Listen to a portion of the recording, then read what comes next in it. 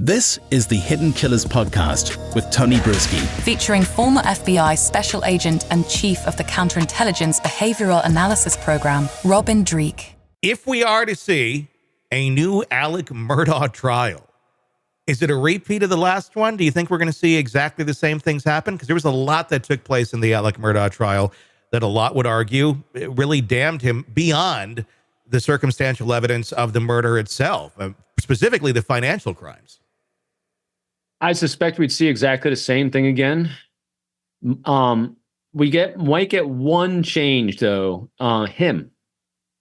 His behavior in the courtroom the first time was a lot of acting that we saw, a lot of forced acting. I still think he was going through a lot of withdrawal symptoms from his drug addiction. So you're seeing more raw emotions from him that he couldn't necessarily have under control. He definitely knows as a lawyer, a courtroom lawyer, what the jury is looking for, not looking for. I'm sure he has reflected a lot on what he would do differently with his presence and his behavior in the courtroom.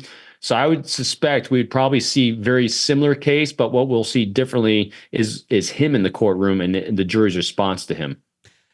Do you think we'll see a third-party suspect? That they really didn't go down that road at all in the case. And I think, honestly, we've speculated on that. I could see that there may have been someone else who did this, but Alex Murdaugh surely knows who it is and why they were there.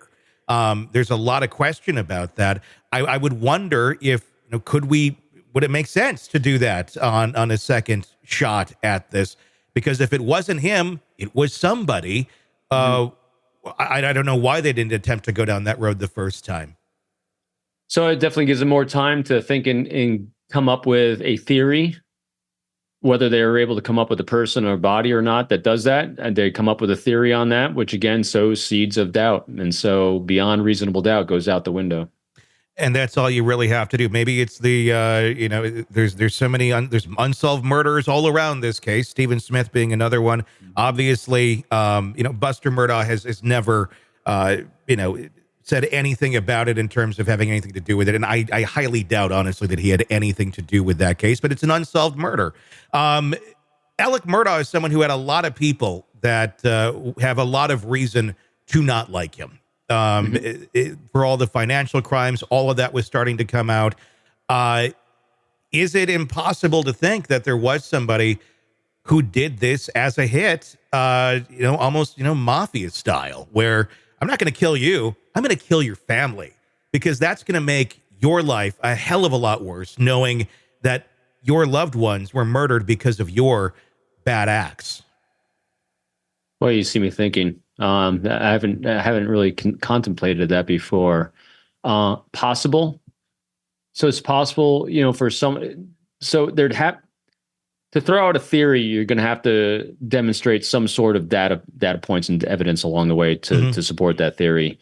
Because otherwise they're going to throw it out in court. And it is just a theory. I mean, that's the thing, that we haven't had a lot of evidence to that at all. Just a lot of weird pieces to this puzzle. I mean, to me, the Murdaugh case is Diddy light is a good way to put it, because you have a circle of people and protectors around him that are influenced by his money and his notoriety in that region that are fixers. And so I think what'll be interesting if it does get tried again, have more fixers come out of the woodwork. How we're able to uncover more fixers that were maybe loosely tied, maybe not quite aware of what they were actually doing, not doing. So I think, we might see more leakage of the type of network that he had established of people in his life that defense is going to try to drag out to say he is guilty. And at the same time, there might be people willing to stand up and say he's not, if they can put one of these theories out there and it sticks, because that's what it's going to come down to. It's going to have to be something new that has some sort of data trail that says, yeah, this is very plausible. I mean, what you said, it's plausible. Someone that is that disliked is plausible, but same time though, we would have saw data trails leading to it, behaviors from others along the way to this point, and that we're not seeing. And that's where conspiracy theories always kind of fall apart.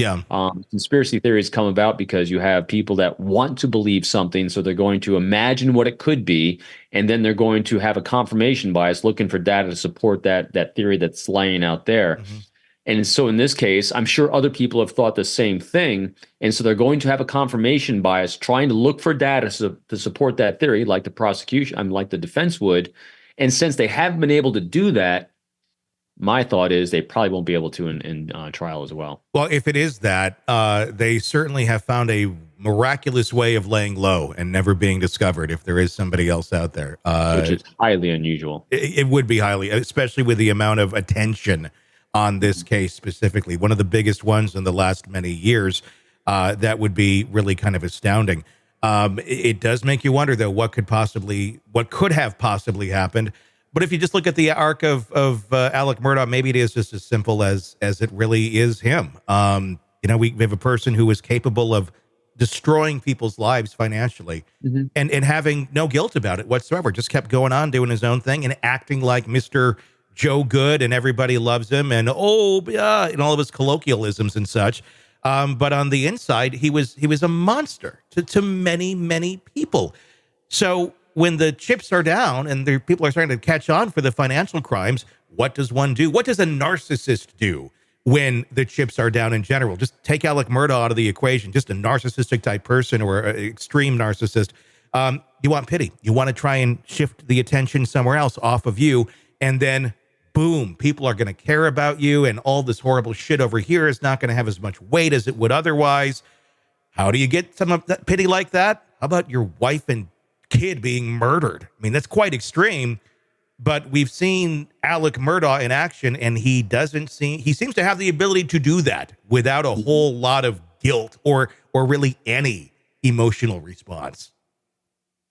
So one element that I keep mentioning that people, it kind of slips away on people, and we've seen this with every single crazy case like this, there's addiction at play. Yep. Too much alcohol that we've seen numerous times, or drugs. Yep. He's an admitted drug addict. He was doing hardcore cocaine and who knows what else. As he said in his own words, he was addicted to drugs. And so that alone destroys lives. That destroys decision-making processes. And so if you got a life arc of serving yourself, as we saw through all the evidence is why he was convicted, and you throw on top of that drugs, you're not in your right mind. You do really stupid crap, and like kill your own family because you're in some drug-induced rage or who the hell knows, or drug-induced psychopathy where you're looking for pity, whatever the hell it is. You don't think straight whatsoever. And so once again, never, I'm sure he said, if I just did more drugs, it would have turned out better. Exactly. All right, true crime addicts, let's cut the crap. You're knee-deep in the gory details of your favorite podcast when suddenly a commercial hits like a bad meal. Seriously? You deserve better. Upgrade to True Crime Today Premium Plus on Apple Podcasts, where you can binge without those annoying ads. Plus, get extended interviews that go deeper into the darkness and early access to episodes so you can be the first to know. It's like trading up from fast food to fine dining, but with more blood. So, go ahead, search for True Crime Today Premium Plus on Apple Podcasts, subscribe, and feast on the good stuff.